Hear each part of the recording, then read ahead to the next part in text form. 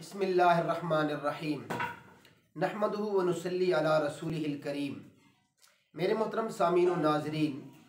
आज जो मैं आपकी खिदमत में मसला पेश करूँगा वो एक भाई ने पूछा है कि अगर एक बंदा नमाज पढ़ रहा था और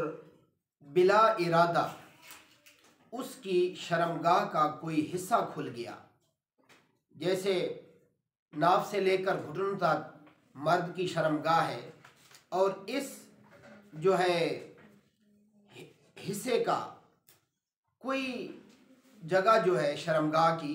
वो बिला इरादा, जानबूझकर नहीं, बिला इरादा खुल गई है, ज़ाहिर हो गई है, तो क्या इस सूरत में नमाज टूट जाएगी? तो आप ये मसला खूब अच्छी तरह सुन लें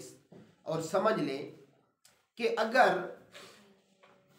शर्मगाह का चौथाई हिस्सा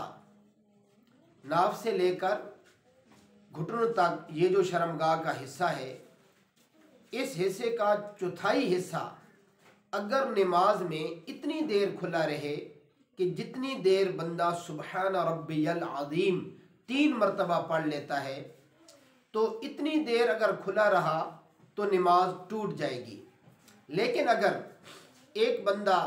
जिसे किसी वजह से ये जो है वाक़यात रूनुमा हो सकते हैं या ऐसी वजह पेश आ सकती हैं कि अगर उसकी शर्मगाह का हिस्सा खुला ही था, ज़ाहिर ही हुआ था और फ़ौरन उसने ढांक लिया, तो फिर इस सूरत में नमाज उसकी बाकी रहेगी और नमाज नहीं टूटेगी। अल्लाह ताला मुझे और आपको शरीयत का सही तौर पर इल्म अता फरमाए और उस पर अमल करने की तौफीक अता फरमाए। व आखिरु दावाना अनिल हम्दुलिल्लाहि रब्बिल आलमीन।